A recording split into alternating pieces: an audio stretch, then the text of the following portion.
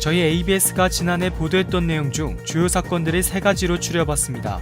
되돌아보는 2018 박정희 기자와 함께합니다. 2019학년도 정기학위 수여식이 건국대학교 세천연관에서 지난달 22일 진행됐습니다. 공석인 학생대표자 자치기구 자리에 대해 3월 말 재선거가 있을 예정입니다. 자세한 일정 잠시 후 전해드립니다.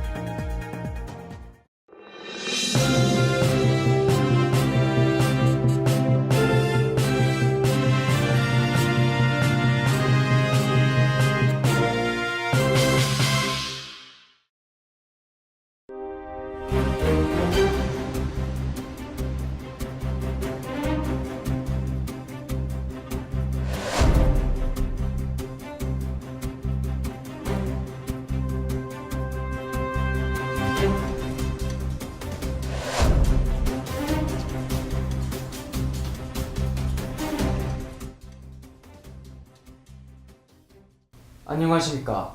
ABS 뉴스 아나운서 윤승영입니다. 첫 번째 소식입니다. 2019년을 맞이하여 작년 한 해 동안 있었던 사건 중 주요 사건을 정리해드리는 시간을 갖고자 박정희 기자를 모셨습니다. 안녕하십니까. 네.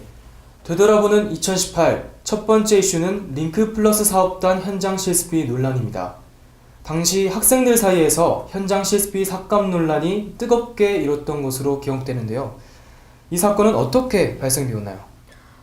링크플러스 사업단에서 주관하는 2018년 1학기 학기제 기업 실무 현장 실습이 지난해 6월 말까지 진행되었습니다. 후에 11월경 실습비 250만 원을 학생들에게 지급하기로 했는데요. 예산 삭감으로 인해 당초 공지했던 250만 원이 아닌 120만 원이라는 절반 수준의 돈이 지급된다는 문자가 학생들에게 발송되면서 사건이 발생하게 되었습니다.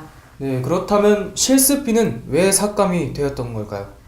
당시 교육부에서 링크플러스 사업단 측에 사업비가 20% 삭감되었다는 공문을 보냈고, 링크플러스 사업단 측에선 약속된 돈을 지급하기 위해 7월부터 약 2개월 동안 현장실습 지원센터와 협의를 했습니다. 창업전략처장도 예산이 줄어들었으니 차액을 교비로 지급해야 한다고 기획처에 여러 번 요구를 했으나 그 과정에서 교비를 지급 못한다고 하니까 화가 나서 문자를 발송한 것으로 보입니다. 그렇군요. 학생들의 반발이 상당했을 것 같은데 어떻게 마무리되었는지 설명 부탁드립니다. 네. 이 사건이 공론화가 되자 총학생회 측으로 많은 학우들이 연락을 했고, 총학생회 측에서 각 부서 담당자를 만나 회의를 요청했습니다.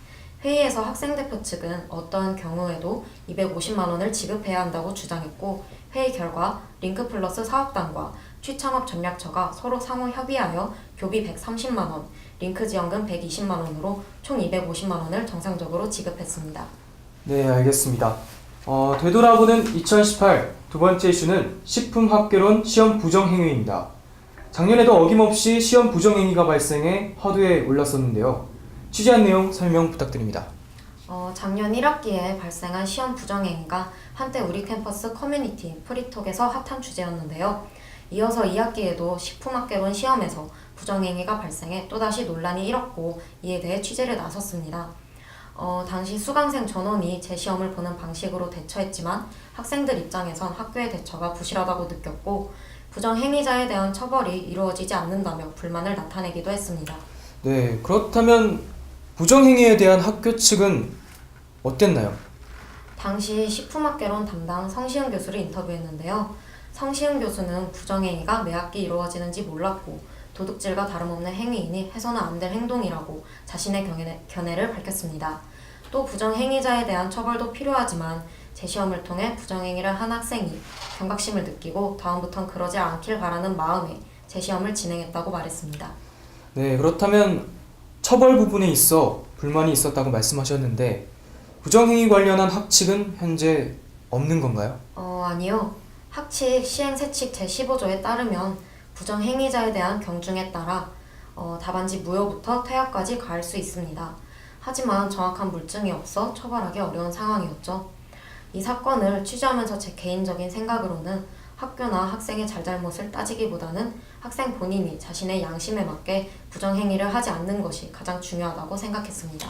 그렇군요. 알겠습니다. 자, 되돌아보는 2018 마지막 이슈는 총학생회 선거입니다.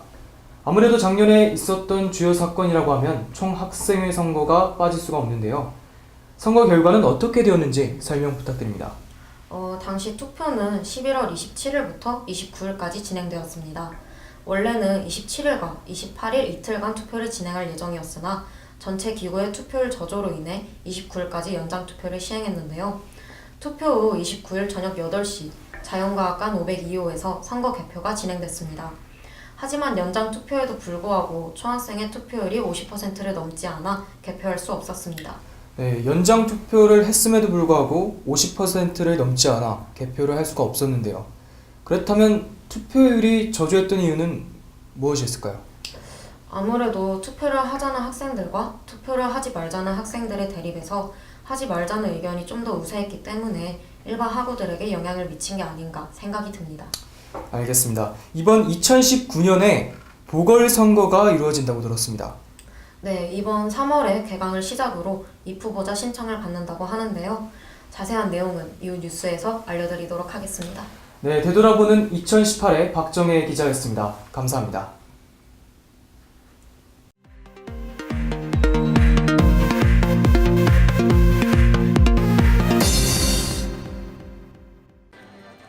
(2019학년도) 전기학위 수여식이 건국대학교 세천년관에서 22일 오전 10시 30분에 개최되었습니다.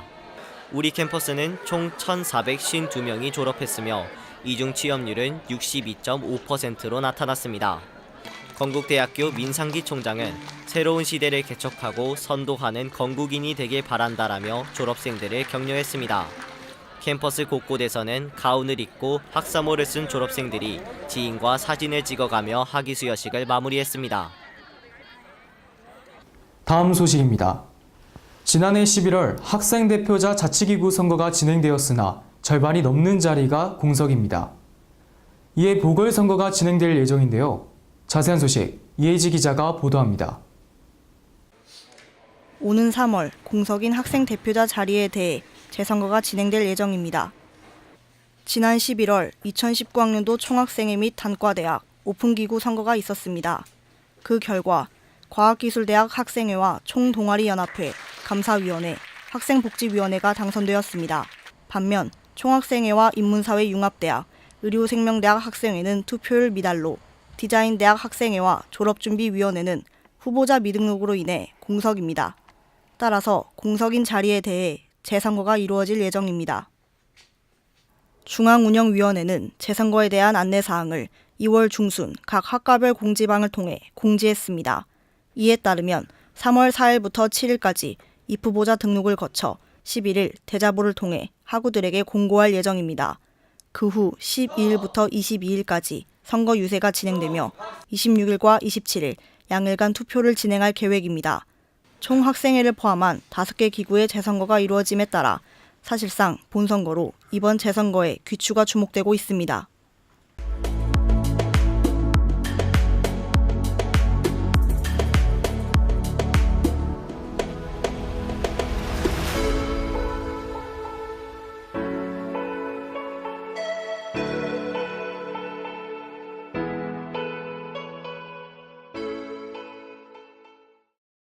새학기를 맞아 저희 ABS가 신입 국원을 모집합니다. 많은 관심과 지원 부탁드립니다. 저희가 준비한 소식은 여기까지입니다. 고맙습니다.